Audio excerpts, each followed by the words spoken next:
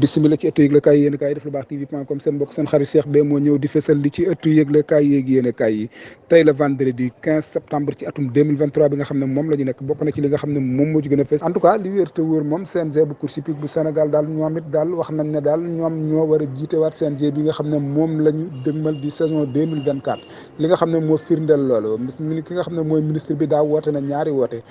na bi daaw opposition bi ak pouvoir bi ñaari woote la woote woon ne dana woo troisième woote wu ko renet waxaat na woote waat na ñaari wooteem woote woon daaw muy pouvoir bi ak opposition bi ne dana woote waat beneen baat wooteegu ko en tout cas li wér te wóor beneen woote boobu mën naa bañ a amaat ndax élection yaa ngi suñ kanam li ci des bareetul te ministre bi commencé na campagne porte à porte mi ngi dugg ci kër yi di campagne ndànk-ndànk ndax dana amatu jotu course hippique bu Sénégal bu gaa yi gaawute yuuxu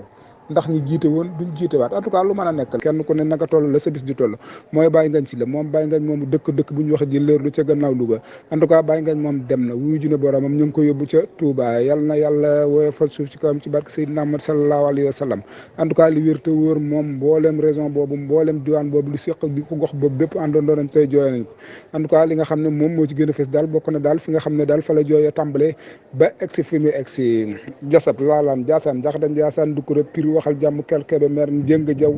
Touré Mbay peex ak kel ñoom ñëpp daal tey àndandoo nañ sëngéem ak diwaanu Louga bépp daal àndandoo nañ sëngéem tey di jooy yooyu daal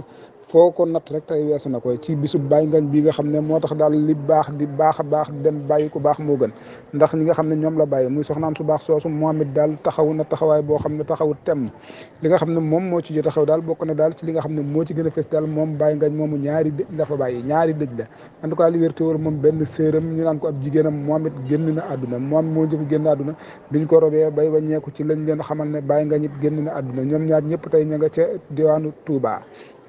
tey jii nag lañ leen war a jët yemoo ajjuma 15 septembre ci atum 2023 bi nga xam ne moom la ñu nekk waaye daal fii la ñu yemandi bàyyi bonne continuation à vous Dakar